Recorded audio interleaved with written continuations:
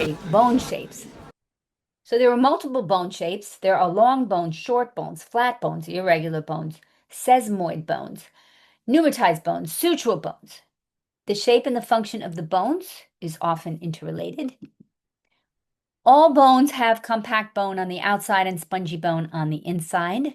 In all bones except for long bones, the spongy bone completely fills the inside, and long bones have compact bone on the outside, spongy bone in the ends, and a hollow shaft. That's to remind us of compact and spongy bone. So long bones are longer in one axis than another.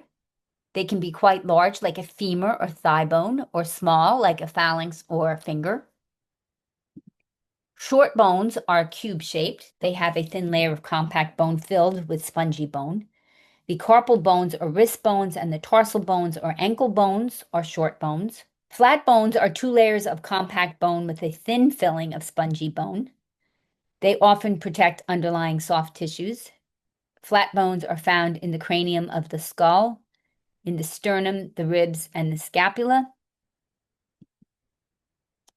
Irregular bones have complex irregular shapes, and they include vertebrae and the sphenoid bone and ethmoid bone of the skull. Sesamoid bones are small, flat bones that develop inside tendons. The largest sesamoid bone is the patella in the tendon of the quadricep. The sesamoid bones alleviate stress and decrease friction on tendons and improve joint movement. Sutural bones are found in the sutures of the skull, and there are only sutures in the skull, so they are only found in the skull. Pneumatized bones are hollow bones or bones that contain numerous air pockets. The ethmoid bone in the skull is an example of a pneumatized bone. And here's a picture that summarizes the different bone shapes. Okay, long bones and bone marrow. So now long bones have three parts. They have an epiphysis, a metaphysis, and a diaphysis. The epiphyses are the ends of the bone. The metaphyses are narrow areas between the ends and the shaft. The diaphysis is the shaft of the bone. It's a hollow tube composed of compact bone only. The medullary cavity is the hollow space inside the diaphysis, and there is articular cartilage covering the articular surfaces of the bones. Articular means joint, so there's joint cartilage covering the joint surfaces of bones. Articular cartilage decreases friction between bones. There are two types of bone marrow, red bone marrow and yellow bone marrow. Bone marrow is found in spongy bone between the trabeculae and in the hollow medullary cavity. Red bone marrow contains stem cells for blood cells, including red blood cells, white blood cells, and platelets that it differentiates into. So in the red bone marrow, there is stem cells for blood cells and red blood cells, white blood cells, and platelets. Red bone marrow is found in spongy bone between the trabeculae, and in babies, red bone marrow fills most of the spaces in bones. In adults, red bone marrow is found only in some bones, like the skull, the vertebrae, the ribs, the sternum, the scapula, and the hip bones.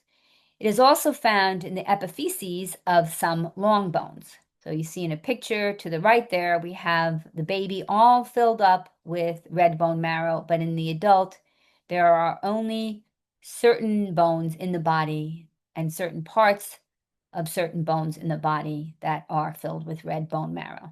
Yellow bone marrow contains adipocytes that store fat. Yellow bone marrow is found in the medullary cavity of the shaft of long bones and mixed with red bone marrow in spongy bone. It's the primary bone marrow type in adults. It can revert to red bone marrow if there's a need for more blood cells. Bone markings. Bone markings are surface features on bones. Forensic pathologists and archaeologists sometimes use bone markings to identify the bones they're studying. It may be possible to determine the size, the sex, the age, and even the general appearance of an individual on the basis of skeletal remains. Ooh.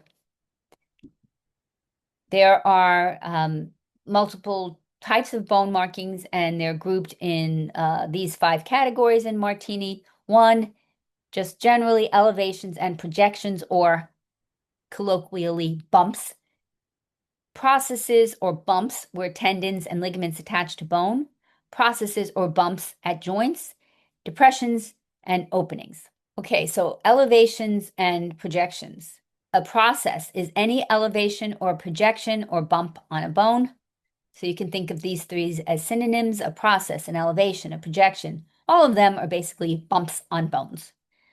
A ramus, an extension of a bone that forms an angle with the rest of the bone, and that will come up in the mandible when we study bones, the bottom bone underneath the cranium of the skull. It will also come up in the pelvic bones. Okay, processes where tendons and ligaments attach to bones. Trochanter is a large, rough projection, and we'll see that as a large projection of bone that we actually sit on when we study the bones of the pelvis. Crest, a prominent ridge. We'll also see that on the pelvis. Spine, a pointed process. We'll also see that on the pelvis. Line, a low ridge. We'll also see that on the pelvis. A tubercle, a small round projection. A tuberosity, a rough projection in general. All of these will come up when we study bones. Processes at joints. Head, an expanded articular end of an epiphysis. Neck, a narrow connection between an epiphysis and a diaphysis. Facet, a small, flat, articular surface. Condyle, a smooth, rounded articular process. Trochlea, a smooth, grooved articular process. Depressions. Sulcus, a narrow groove. Fossa, a shallow depression. Openings. Sinus or antrum, a chamber within a bone normally filled with air. Meatus or canal, a passageway for blood vessels and or nerves. Fissure, a deep furrow, cleft, or slit. Foramen, a round passageway for blood vessels and or nerves. And all of these different bone markings will be seen as we study bones in quite short order. So try to become familiar with them and what the heck they are. And if you forget, which you may, then you can refer back to this list or the list in Martini's, because it really helps to know what the heck these words mean.